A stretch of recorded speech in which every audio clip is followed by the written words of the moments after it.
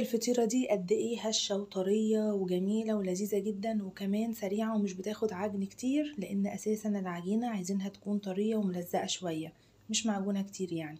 وتقدري تحشيها اي حشوة عندك انتي وراحتك. وطعمها كمان قريب كده من البيتزا، بس ألذ كمان على شكل فطيرة. عندي باكو من الخميرة، معلقة كبيرة من السكر، نص كوباية من المية الدافية، قلبتهم كويس. بعد كده نزلت عليهم بكوباية من الزبادي حوالي 150 جرام. بعد كده تلت كوباية من زيت الذرة، وبعد كده بيضاية واحدة. قلبتهم كويس كده بالمضرب اليدوي، وبعد كده هنزل عليهم بالدقيق.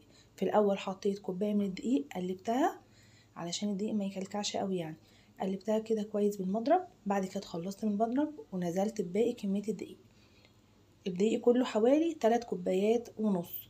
نزلت ب3 كوبايات وعجنت، لقيتها لسه ملزقه شويه. هبدا انزل معلقه كده من الدقيق. خدت كمان نص كوبايه، يعني توتال الدقيق حوالي 3 كوبايات ونص للمقدار ده. مزودتش ميه تاني بقى خلاص ولا اي حاجه. عجنتها بقى كويس، بدات الاقيها ملزقه شويه كده. انا عايزاها بالطريقه دي. حطيت بقى معلقة من الزيت في الطبق وقلبتها في الزيت، وبعد كده غطيتها وسبتها تخمر في مكان دافي.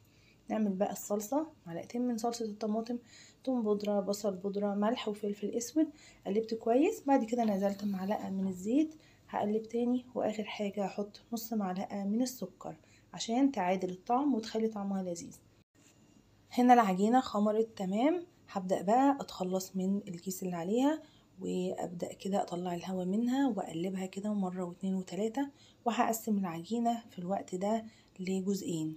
الجزء الاول هفرده على الصينية زي ما انتوا شايفين كده بالنشابة او بايدي، وبعد كده هحط عليه اي حشوة عندك. الاول كمية من الصلصة اوزعها بالفرشة، وبعد كده احشي اي حشوة.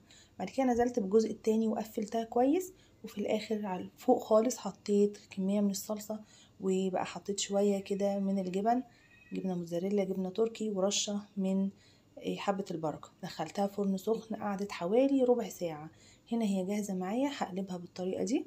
حلوة قوي، مش بتلزق في الصينية ولا حاجة. شايفين كده قعرها من تحت عامل ازاي؟